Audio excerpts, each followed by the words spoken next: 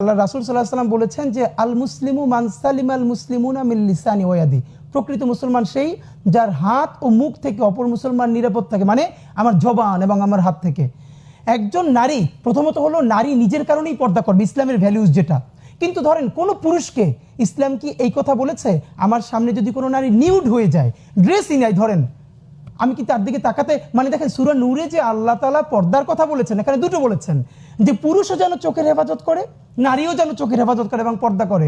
তাহলে একমাত্র নারী ঢেকে থাকবে আর আমি তাকিয়ে থাকবো, এইটা আমাদের আফসোসটা কি জানেন? আজ থেকে 15-16 বছর আগেও বাংলাদেশের যত ধর্মীয় ইস্যু এগুলো সব মূলধারার আলেমরা নিয়ন্ত্রণ করতেন, হঠাৎ করে কোনো ফেসবুক সেলিব্রিটি না।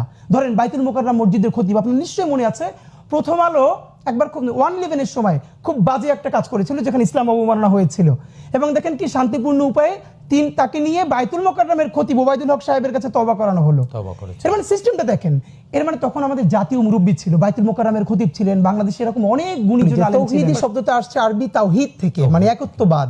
সেই হিসাবে আপনি ইসলাম ধর্মে বিলং করলে, ভাই করলে, আমি করলে, আমরা যারা ইসলাম ধর্মে বিলং করি আমাদের মূল থিমটা কি যে লা ইলাহা ইল্লাল্লাহ মুহাম্মাদুর রাসূলুল্লাহ, যে আল্লাহ ছাড়া আর কোনো ইলাহ নাই, যে এই কথাটা যিনি বলেন এবং বিশ্বাস করেন তিনি তাওহীদের উপরে বিশ্বাস করলেন, মানে আল্লাহর একাত্মতার উপরে। আর এটা যিনি বিশ্বাস করেন তিনি তাওহীদি, তিনি এই তাওহীদকে আমরা বাংলায় বলে যারা মুসলিম আছি আমরা সবাই তাওহীদি জনতা। সকল মুসলমান যিনি আল্লাহর কাছে আত্মসমর্পণ করেছেন কালিমার ভিত্তিতে, প্রত্যেকে তাওহীদি জনতা, প্রত্যেকে।